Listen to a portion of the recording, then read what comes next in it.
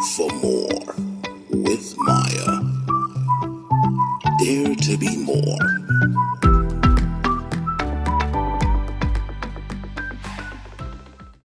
Hello and welcome to the Made for More show. My name is Maya and I am your friend. My deepest desire is to see you live life to the fullest of your potentials.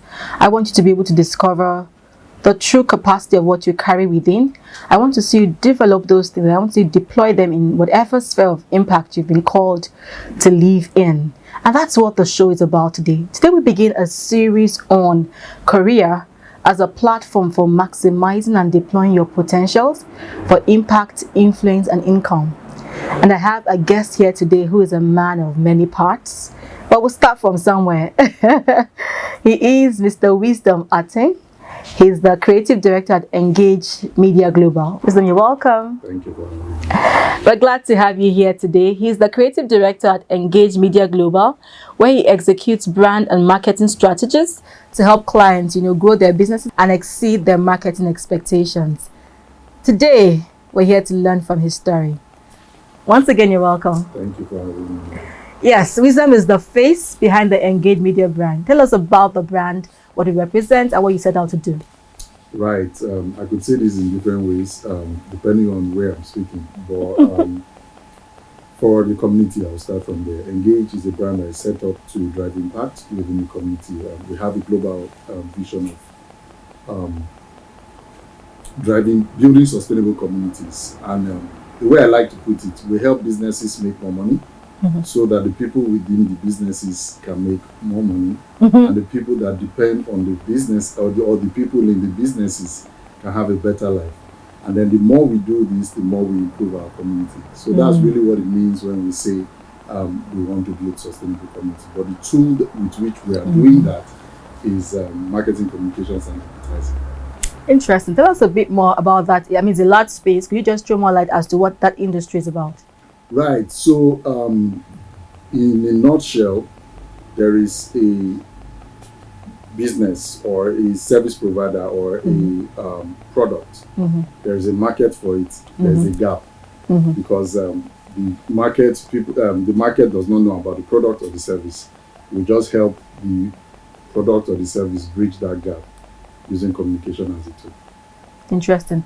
So, share some platforms you can use to help any business? People. So really, it cuts across. First of all, it starts with strategy, and then after that, we use different traditional, both digital and traditional channels to amplify the messages that we've created that will help the market identify this product or service and acquire them.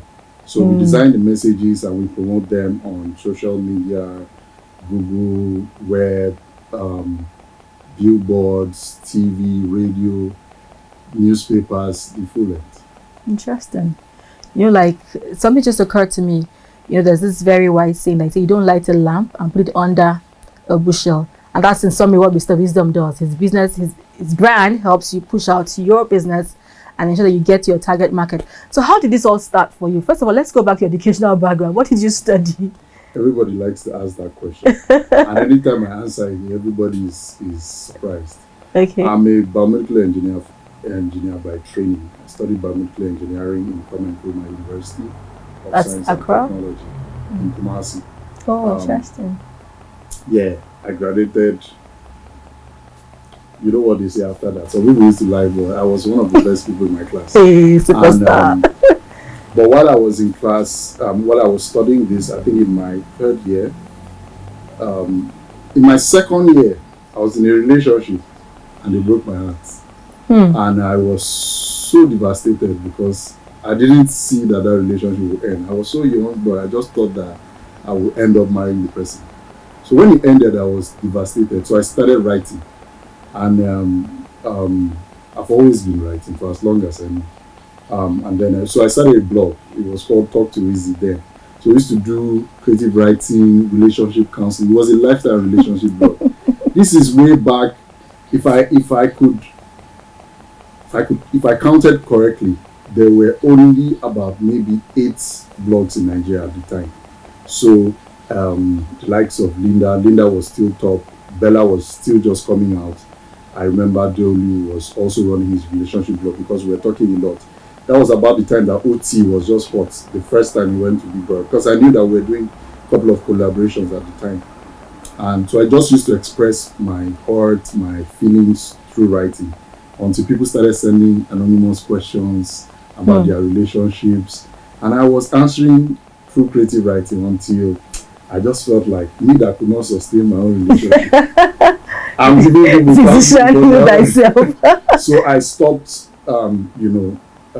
talking about relationship. It was now just about lifestyle, purpose, and I didn't know what I was doing at the time. But I think that was a journey to self-discovery. Somewhere in my third year or so, I like to say this. I say it because in past tense, so nobody can hold me. My dad was so gracious. He used to make sure that he used to try to make sure I was fine. I mean, back then, my pocket money was $1,000 and 200,000 every month. You're big, man. I was large. And it's so funny that sometimes when I sit back in the present and I think back, I'm like, if I had started a business then, I would have done a lot. But I remember it started dropping. We went from Good Luck to the person that came after Good Luck and the person that came after that. And so the economy started to shift, and the man could no longer do 1K 200. He started to do 200,000 naira alone, and then after that, the 200 started coming every other month. So I knew that something was changing, And I remember in my third year, I asked myself, what was I going to do after school? And I couldn't answer the question. I mean, I was studying biomedical engineering. I was one of the best in my class, but I didn't see Nigeria in that space of understanding or the opportunities that were there for me. So with my last bulk 200K, I bought a camera. I remember how I spent 120,000 on that camera, Nikon D3200. Then when I got the camera, I'm like, then what? I didn't know how to use it. The photography was beginning to pick up in school. It wasn't cool then, but it was, slowly becoming a thing that was in vogue. So I saw the business opportunity. I didn't care about the art. I just saw that, hey, this guy's making a lot of money. What if I'm his competitor? But then I had to learn. So I tried for him to teach me.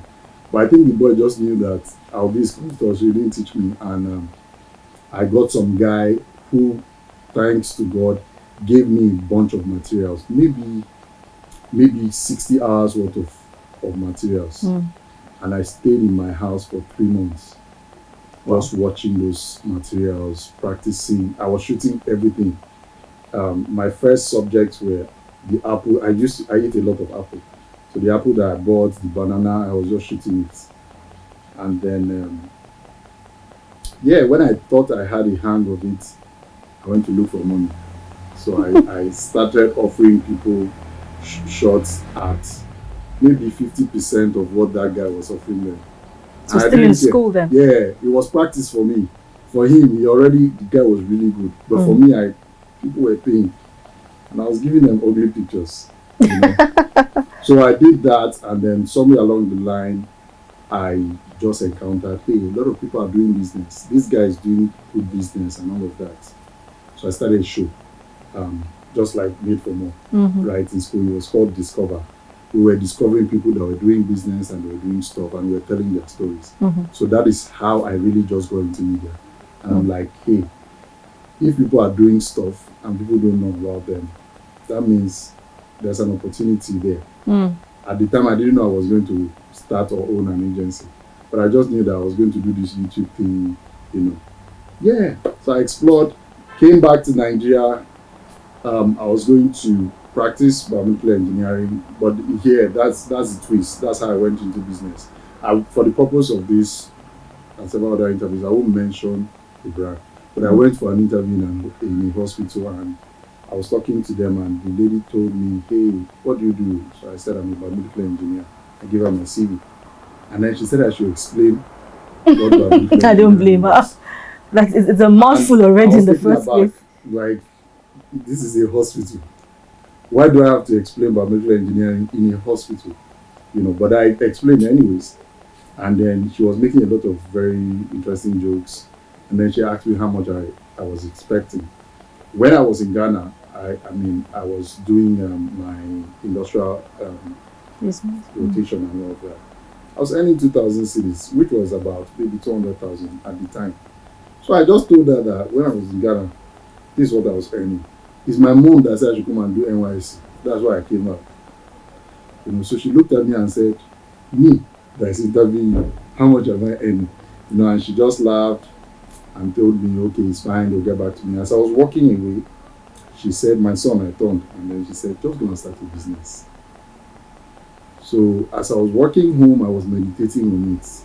Like, I went to look for a job. The person advised me to start a business. So maybe there's nothing really for me here in the country.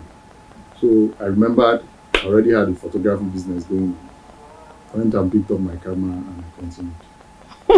Very interesting story, Mr. Wisdom. Maybe we should say thank you to that lady who broke your heart. Yes. I say to everybody, I say to my wife, I say to my colleagues, it was one of the best experiences of my life. Again, because if it didn't happen, I'm not sure I would be on the path that I am. And so far, my life has touched a couple of people. So thanks to her, God used her. And then one of the things I also picked, because we're talking about personal discovery, whether that experience made you begin to look inwards, and it was a way of expressing your pain, but it helped you. I mean, you began to write, you began to do several things, and that began to pull out creativity within you. But we think most of the potential we talk about things are already in us. But I also love the fact that you said when you got into photography, you sat down and began to study. So there's also a part of, learning and growth and development. So there's discovery, then there is development, and then there is deployment. Fantastic. So now so you made a decision to probably begin to think about business. What was your parents' reaction to you wanting to do that? So that spent so much sending you to go with a very nice and tush course. Then you say you wanted the photography. I mean, so how did it go? Several years ago, I calculated how much my father spent in my university education alone. With all those very interesting and enticing pocket money, the man has spent about $45,000 on my education. And this was then? Yes. My school fees was not up to maybe 50% of that, maybe. But the rest was just living expenses. When I came back and I told him, "Hey, this is what happened at the interview," my dad is one of my biggest supporters. Even in my business, he was my first and only investor in my first business. He was like, "That's fine. So what do you want to do next?" And I told him, "I'm going to run a business." But I wasn't sure which business. I left this out of the story. So I was walking on the road and then I saw somebody doing bole, right? And the combination I saw was bole and granite. So I'm like, this will be very dry. You need to drink water after. Then I thought to myself, what if we had a sauce, to go with this? So I went home, I told everybody about my new enterprise that I was going to start. I'm a jabber.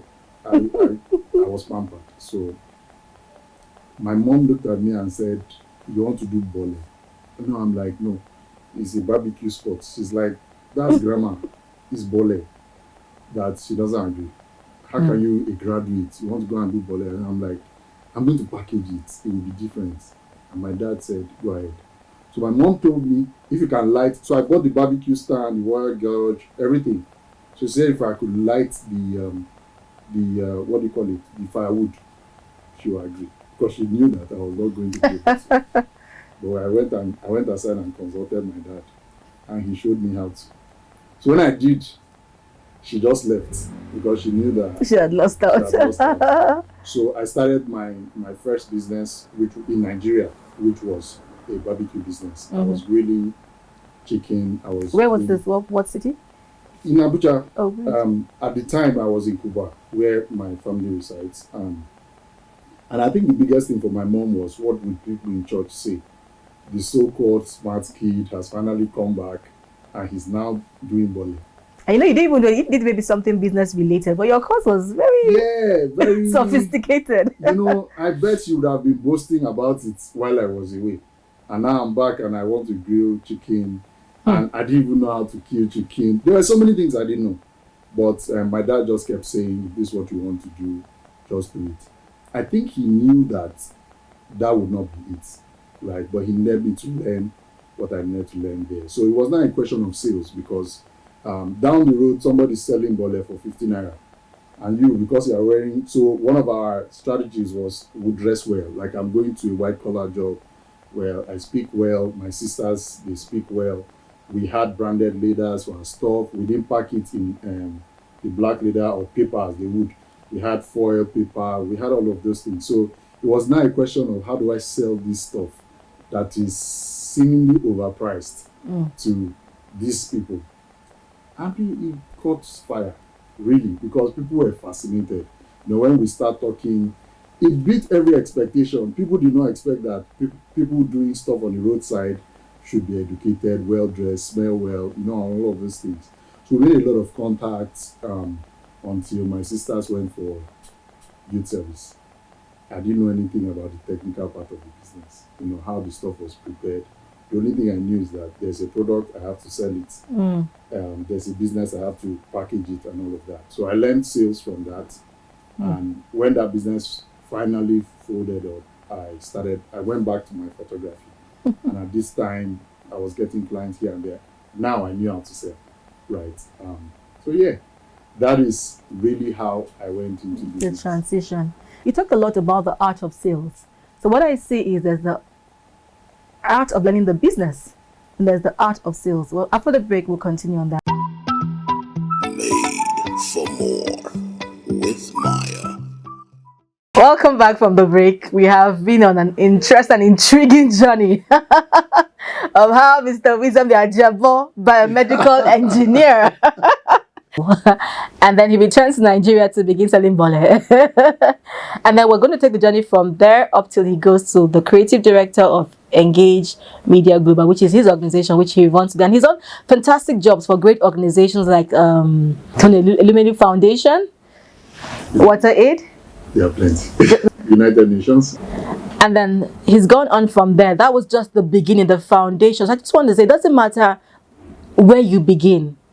Keep the big vision ahead of you. Today, Ngage Media Global has done fantastic job for international organizations like the United Nations, Water Aid, you just name it. So it's not about where I am today. Can I see the big picture and keep the picture ahead of me? Let's continue our interview now.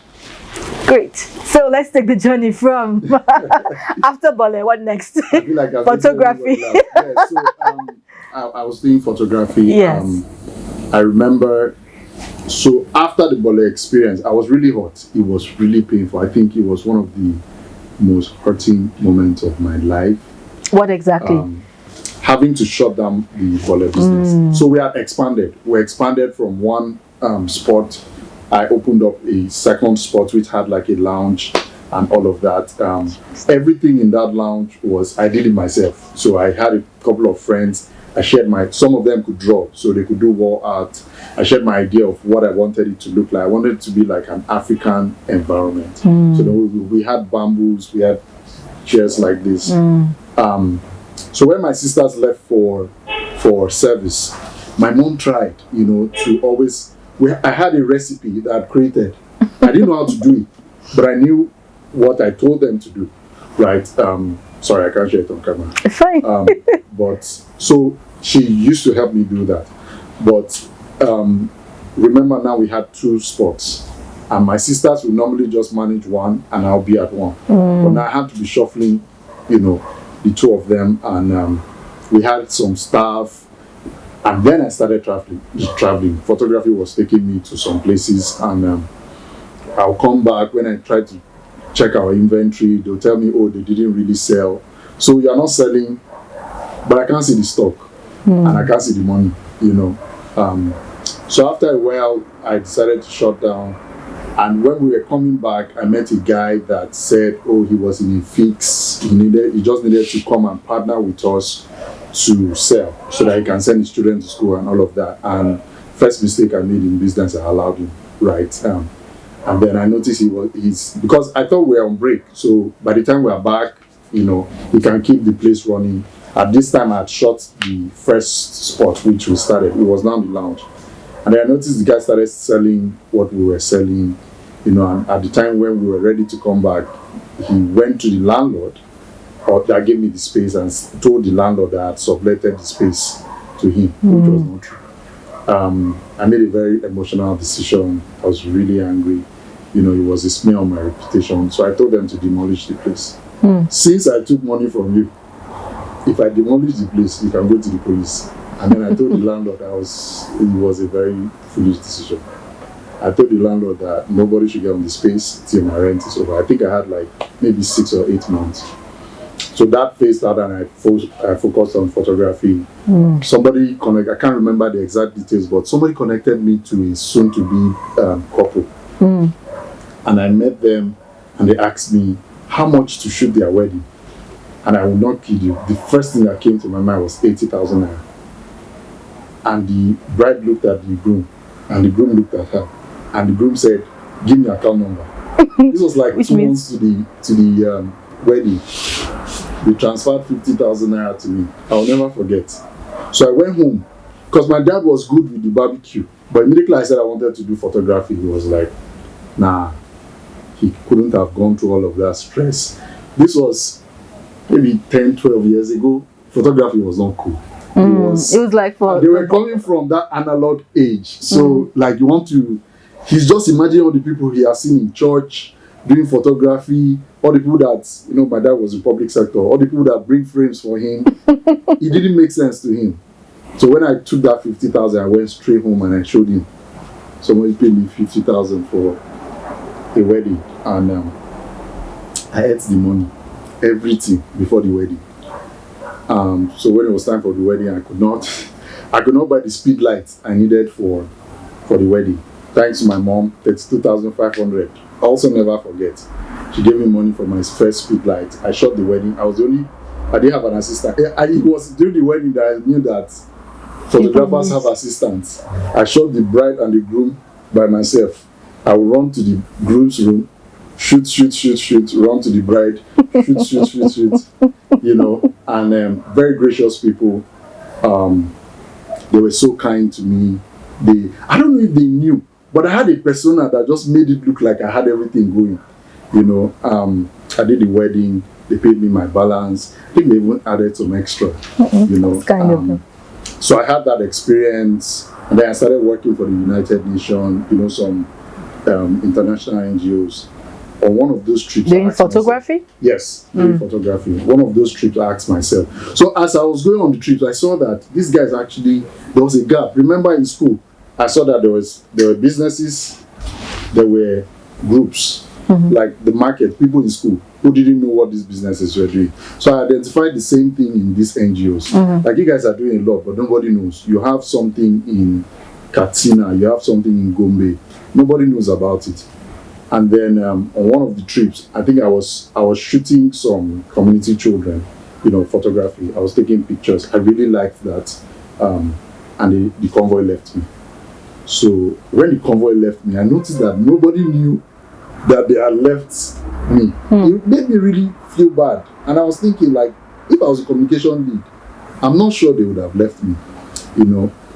As we were driving home, they eventually came back. That was the time that Boko Haram was hot.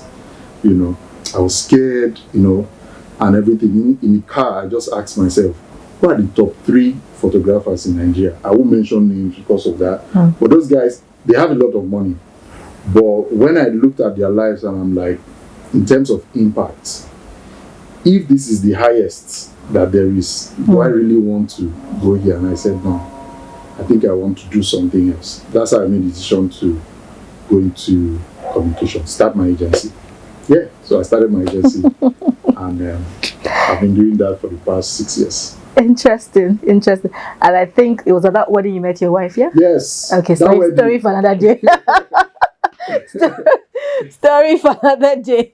Sometimes purpose and passion, just pursuing purpose, will take you to very interesting interest that you would never have gone on if you did not decide to give expression to something. And I believe that God put some of these things in us. So maybe you're listening to me today and you're just wondering, I've always wanted to, or maybe you should just begin to start, because you just cannot tell how this journey of life will take you. So we continue the journey with Engage Media. Starting the agency, what did you have at the back of your mind when you were starting out? Nothing. Nice I'll one. tell you. So I think this is where I give reference to my mentor, Dr. Moraru. I'll mention I respect him so much. So on one of those my trips, while I was running my barbecue business, I went on a trip with George, and we were in the airport, just two young guys, and then he turned and he told me, "Wilson, I'm going to start a communication agency." I'm like, cool. You know, and he went on to start one of the best agencies we have in Abuja. In short, in Nigeria, I can say. So when I decided that I was going to start an agency, remember I could write. Now I knew a lot about media production, a lot. I could sell. So but I didn't know so much about business. But I just knew that I needed to make this thing work, on one of those occasions. And then I'm a very good storyteller. I try. One of those occasions, I think, so I started organizing events. When I started, Engage did not have a direction. When we started, we were doing events. I remember we did Engage 1.0, we did a trip to Gurara, and then I wanted to do a millennial summit, which was something for entrepreneurs and all of that. In hindsight, I just saw that God was just linking me to the things that, different the path that He wanted me to be. And when I took it to my mentor, he saw it, and when I did the first event, he counseled me and it came out well. Second event, he told me, Kai, the vision I had was really big. So he told me, go and do a small one. And I went and I did the small one. And one of the people I had gotten to come and speak at that pet project, Mrs. Eseswa, she then went on to speak about me somewhere that really was the first client that the agency had. I didn't have any staff. I was the agency. So the first project I had was with a brand, I won't mention the name for confidentiality purposes, but it was a restaurant in Itama. They were doing a speed dating event at the time. So they were not getting the traction that they needed. So funny enough, Mrs. Seswa now said, I know a guy who did an event and had a good turnout. Like, I'm a people's person, I try. I know some people, So she believed that if they brought me in, I'll be able to get people. The magic. And they brought me in, and just like my 80,000 naira conversation, they asked me, what are you going to charge? And then I just looked at them and I said, 200,000 naira. Because, now I'm a big boy. Right? This was years back. When they gave me 200, this was 2018. So it's not really that years back. Okay. They gave me 200,000 naira. Now I have the money. What do you do? It wasn't enough to promote the show. So I was in trouble. So I started to call all my friends to tell them that, hey, you know what? I have this gig. It's a speed dating event. You guys, you have to come. show up for your guy.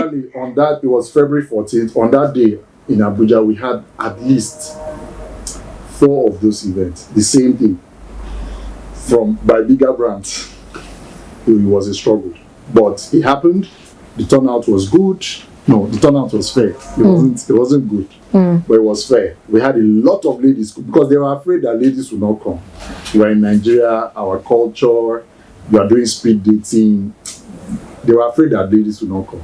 But we had a lot of ladies. To the extent where I had to call my friends to come for free so that they can match up with the ladies. That was really my first gig. And after that, I started to do communications for the restaurants, putting things in place, using my media production knowledge in communication. Social media was just now becoming, very big then. We used to organize events for them. That was my first major job. Okay, thank you. One thing I'd like to ask, for the industry where you play in, you'd mentioned some skills you built up along the line. You talked about writing, you talked about your people skills, the power of a mentor. I just wanted to ask, what other skills are required for someone who wants to play in that sector? I think, if I'm being real, I would say two things. You need to have an in-depth knowledge about business, really, because the way we do business in Nigeria, a lot of Nigerian businesses don't understand business. So if you are doing communication for them just for communication's sake, you and them you will fail. Okay. So you need to understand business to be able to guide them along the path that will bring success, that will help them meet their objectives. Number two, you need to be creative. And when I say creative, it means the full length. Copywriting, media production, all of those things are outreach of creativity. So you need to be able to see that, hey, everybody's going this way. How about we do it this way? Right? And that's, if you have those two things, I like, okay, and a good budget, you will succeed. Okay, so talk about running an agency, right? Can you tell us some of the different what I call it, departments or units, the different people skills you need for a full agency? Yes. Okay, so 4 things that you must have. Should I say 4? Let me say 6 so that I can expand it. Okay. You need a writer. Okay. In your agency. You need somebody that is very analytical. So somebody that is good with numbers, somebody that can interpret data and make decisions based on it. Some people call it strategy. Sometimes depending on where you play, can be like the digital marketing person and all of that. You need a graphics person. You need a visual communicator. Let me just put it that way. So you need somebody that is able to do graphics, video, motion graphics, animation, the full length. Or you need people. So sometimes this can be one person, very rare. But most times it's like 4 or 5 people. You need a strong human resource person, a people manager. You need that. You need sales and marketing. Very important, because a lot of agencies do marketing for people, but they don't do marketing for themselves. You need now, depending if you're a digital communication agency, you need things, platform managers, digital strategies, all of those things. Then you need brand or account managers, people that will interface with the client. Yeah, pretty much for an agency that is starting out, that's what you need. As you progress, you need media planners, you need people that do media buying and handle media relations. You need legal, very important. You need somebody in finance. And it goes on and on, but when you're starting out, you need somebody that is good with maths, a creative person, you need a writer, and maybe yourself, depending on what you have. For me, I did everything. Until you began to hire staff. Until God started helping us and we were bringing people in to find their own expression. Okay, so what would you say, if I had to ask, your lowest point as a business? Have you had some really challenging seasons? Share some of that with us. Just because we need to speak. I had one yesterday. Interesting, let's hear you. So, normally, I when people ask me, I'll say, oh, I failed. And I watched something by Tyler Perry that said, oh, he has never failed because everything was like a setup. The lowest point in my business could have been COVID. But it ended up being a pivotal moment in my business, because the way we started out, the way I knew how to start, learning from my mentor and a couple of other people, we were working on retainer basis. So you pay me monthly and all of that. And then COVID happens and the whole world is shut down.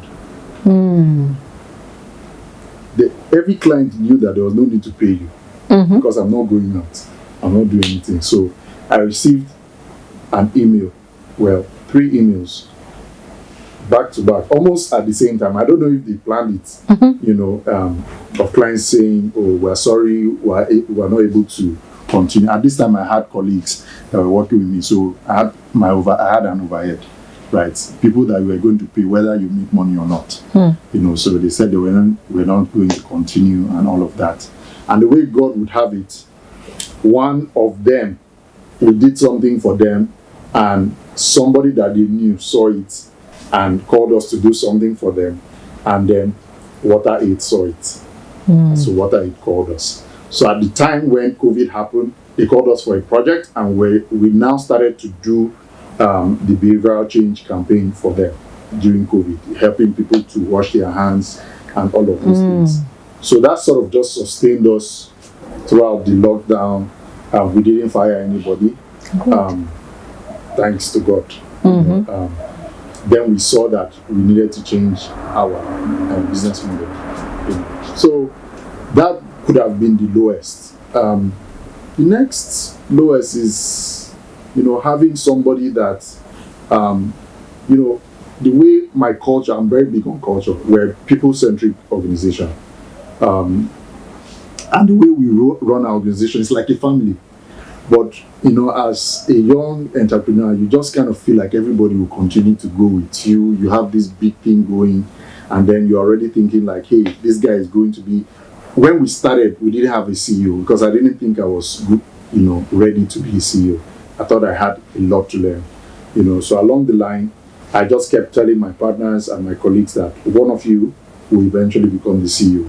And my job is to get you ready to become the CEO. And one of the people I was preparing to become the CEO comes into my office one day and tells me like, I'm sorry, in the next 3 months I'm going to have to leave. It was, if anything, that was one of the lowest moments because I was like, what? After so much investment, and all of that. But yeah, we learned that it will always happen. So many others have happened after that. But yeah, that's something. Made for more with Maya. Welcome back from the break. We're still having conversations with Mr. Wisdom on his journey of personal discovery, development, deployment to what he has today, which is a full creative agency, Ngage Media Global. Now let's talk about the greatest influences on your life. 2, 3, 4 people who have shaped and influenced and led you to become who you are today. I know your dad. He talked about. So, I mean, he deserves an award, Daddy of the Year. So I feel like if I say 2, wow. Okay, 3. I know there are many. Yeah. But let's just pick some. 3 people that have made the most impact in my life. And career specifically. And career. Yes. Wow. Okay, so first would be my dad. That's very obvious. But if you watch us, you will not believe the things I'm saying because we're always at loggerheads. But my dad is one of my greatest inspiration. He has taught me so much about life, about family, about work, about just believing, So it would be my dad. Number 2 would be my mentor, George. We don't talk every time, but George has been one of the greatest influences in my life. Because I saw him dream, and then it came to pass. I saw him say he would do something, and he did it. So that has been one of the things that keeps me going, even when it looks hard. And then thirdly, I would say it is quite, I'll say Mr. Bernard. Mr. Bernard was my lecturer in school, right? He was one of the people that looked me dead in the eyes and told me that I'm going to give you, this is what I will score you. And again, in Nigeria, I've heard that's very popular, but in Ghana, no, it's not. What you write is what they give you. But he always just made his courses so tough, so unnecessarily tough. And if you got a C, actually we knew eventually that it meant you got an A, right? That's how tough he was, because he was trying to teach us how to handle failure, right?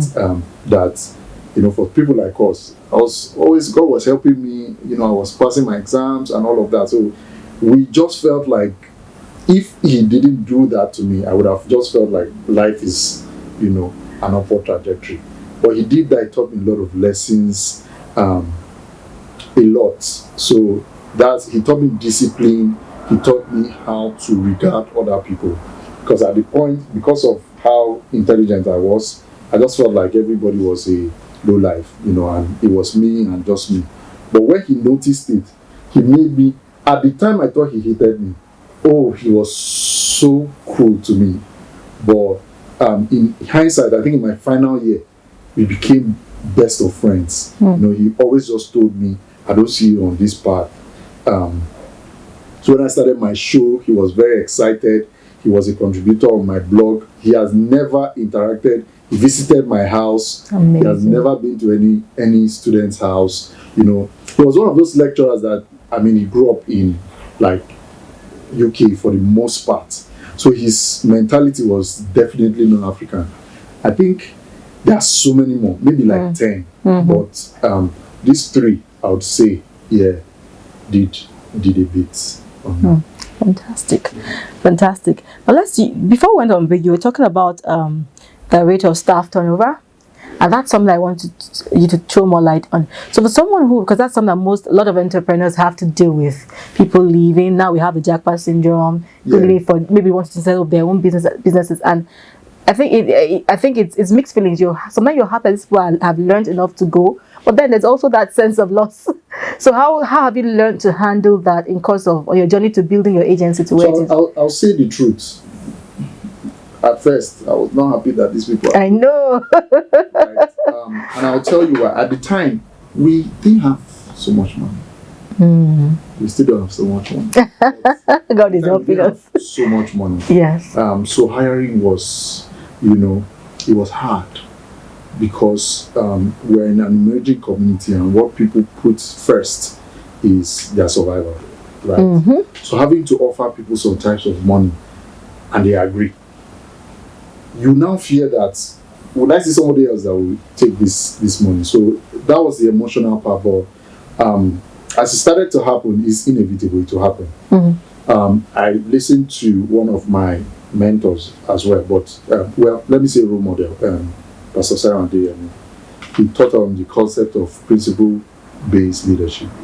So that means you are leading people. When you create systems in your business, it is the roles that work, not exactly the people in those roles. So anybody that comes in will just enter the role and you continue. So that's what I've spent the past couple of years trying to do in my business, to set systems that makes it easy for people to come and go. But from an impact level, or I look at my business as ministry, right? I feel like if we're going to build sustainable community, I need to build character, I need to build things in people, so that regardless of where they are, our mandate is the same. So the people that leave our organization, we see them as partners. So wherever you are, if there's an opportunity that you know that we can fulfill, hey, I'm not your boss. At that point, you're my boss. And we're going to fulfill it, and everybody's going to be happy. I always encourage people. This is how, when I recovered from the emotions of that, I would then start to tell them how to position, and all of that. And I'm particularly one of those people that I put the welfare of my people first, So some of them even share with us that what we do is crazy, because our cost to income ratio, I cannot show it to my financial advisor, right? But we do that because we want to build a sustainable community. We do that because we understand that the toxicity in our labor market is bad, like it's so high. And there are bad employers, there are bad employees. And we just feel like we'll be able to, in our own small corner, show how different it can be. And over time, I've had experiences where somebody's leaving. There's a particular guy that was leaving some weeks to my wedding. And I felt it was so insensitive because, I'm not around, but before he left, he came and said something to me that made me feel like, hey, my job was not to take him for the long run. The guy he was hurt, something was broken in him, and my job, or our job as an organization, was just fix that. So he came and told me thank you, that he was working in a certain place, and I knew the person he was working with, a lady, and the person was abusive, the person used to hit him, and all of those things. So when he came here, he was surprised that there could be a place like this where you are supported to thrive. When he said that, I just knew that, hey, it's time for this guy to go. My job was not to keep him. So but the turnaround is inevitable. I think you'll be unfair if you are pouring into people and you expect them to stay. The second side to it when I mean stay like forever. The second side to it is also acknowledging the levels of growth in people's life. So somebody came in, let me use my organization as an example. You came in as a junior copywriter, for example. You won't always be a junior copywriter. If you continue to be a junior copywriter, it means I should fire you because you are not productive. So it means that as you are growing, it gets to a point where I know that this person probably needs a new experience that the agency, for example, cannot provide the person. Can I call this person to partner with me in another business? Okay. And I know that I've replicated myself. Now we have trust, which is the currency that has been developed, and I've replicated myself in that business. Nigerian entrepreneurs don't think like that. Well, the people at the big boys, they think like that. They know. Maybe because they have experts that do it for them. But medium scale, small scale businesses don't think like that. They just want, hey, you are here, you've got to be here. And people even amount to threatening people, telling them, jobs are hard to come by. I tell my employees, jobs are easy, jobs are everywhere. If you can't get a job, you're a liability to me. So you need to be able to have options and choose that you want to stay here, maybe because of culture or because of where we are going, And if you decide that you don't want to be part of it again, it's fine. But one thing is sure, when it happens, you will be one of the witnesses that this crazy guy said this thing, So that's what I think about the turnover. Still not exciting. I think I can just imagine. It takes a lot because you feel you've invested a lot of energy and resources into a person, and you think you have a staff you want to build with for at least some time to come. But I think what you said about understanding when people's journeys are over, the guy who had to leave, I think that was really struck a chord in me, that as we work with people, meet people every day, there's a reason they're in our lives. And so beyond understanding why they are there, I think it's also to learn to treat people better. Yes. That was an experience. He came to work, but he had an experience that dented him. I think that it's a message to employers, you listen today, please don't leave people worse than they were when they came into your organization. Wisdom, talk about what the show is made for more, right? We're doing well, relatively well as an agency, right? So what does more mean? What do we hope to see Engage Media in 5 years, 10 years, 20 years? It's funny. I was talking to someone yesterday, and the person said,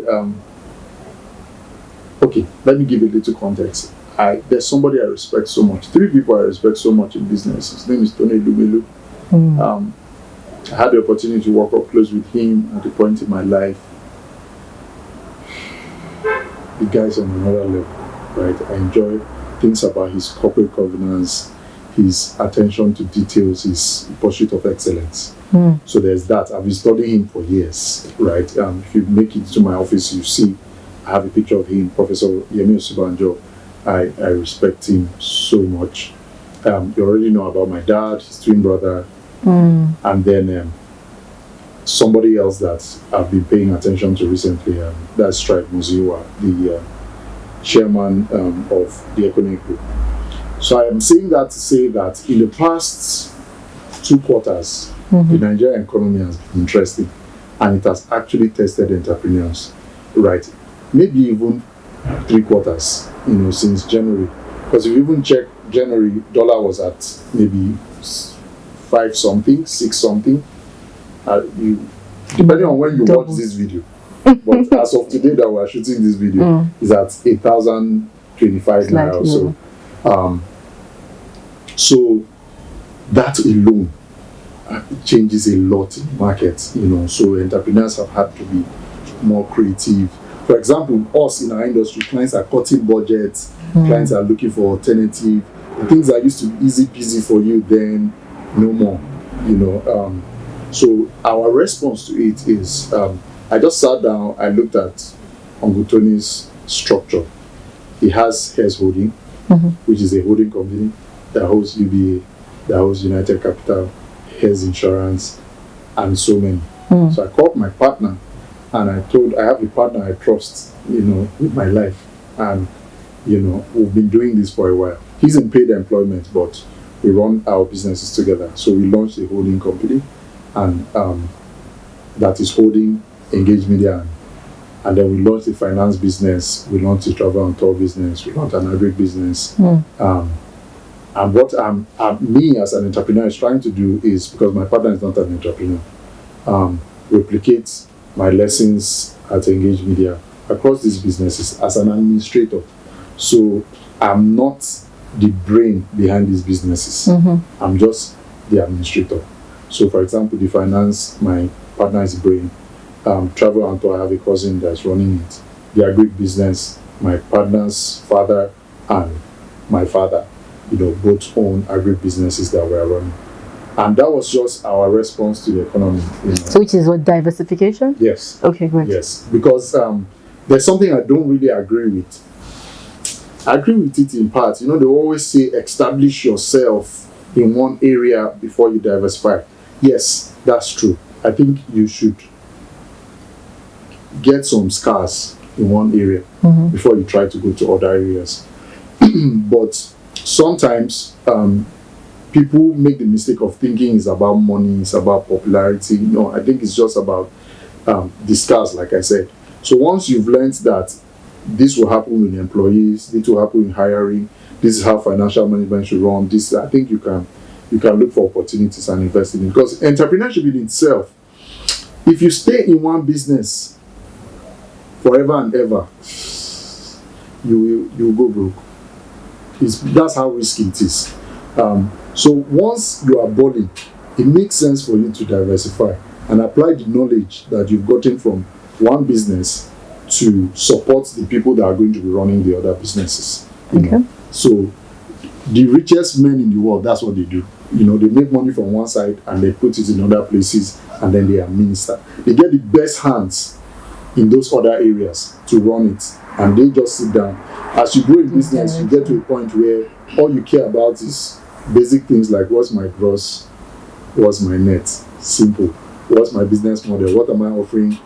How are people paying me for it? Once you understand those things, I think you can diversify. You can diversify, right? Fantastic. Great conversations with Mr. Wisdom, learning from his journey, from little beginnings to where he is today. And then beyond work, let's talk about some things you do when you're not working. I know you also do music. Yes. Tell us a bit about that. I was supposed to be a musician. You were supposed to be many things. My name then was Wizzy. Oh, I see. Right? It was when I started to go into corporate, I decided to drop it. And then Whiskey. The boy just came and he blew. So I'm like, I can't compete with this boy. So let's just leave it. But I've always done music, church music to be specific. Okay. I've always been in choir. Music is one of the ways which I serve. I've always served God. Yeah, that's something that I can do, and I will never ask for pay. Never. I will never, in any circumstance, because I feel like God has brought me into the workplace to establish me.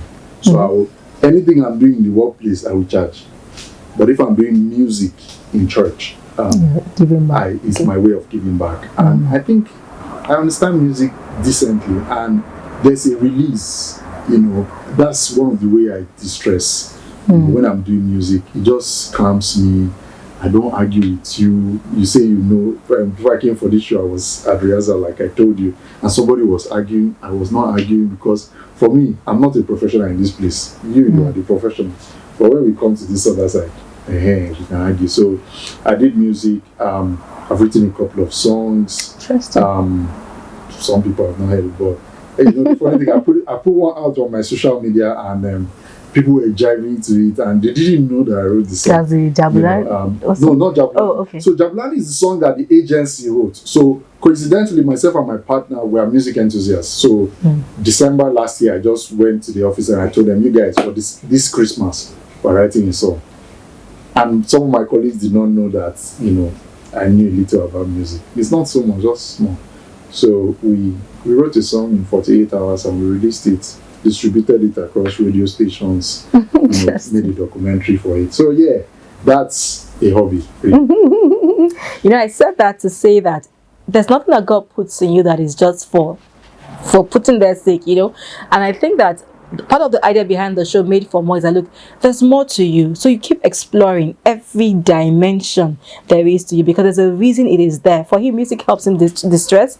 It's a way of service to God. It's a way of just, helping him be happy. It helps me. Yes, but I'm sure that people who hear his songs too, and he's been a blessing to because of that music ability. So his discovery is developing, putting it to use, you develop, and then you deploy across various platforms. That's the only way to make it far in life. So thank you, Mr. Wisdom, once again. Thank you. It's a made. Thank you. You're welcome. It's a Made for More show, and my name is Maya. Thank you for being with us today. And like we keep saying, there is more to you. There's greatness on your inside. Your world is waiting for you to write that book, to sing that song, to start that show, maybe, to start, because there's a reason you were given that ability. Thank you, and then till we come your way again same time, stay blessed. Made for more with Maya. Dare to be more.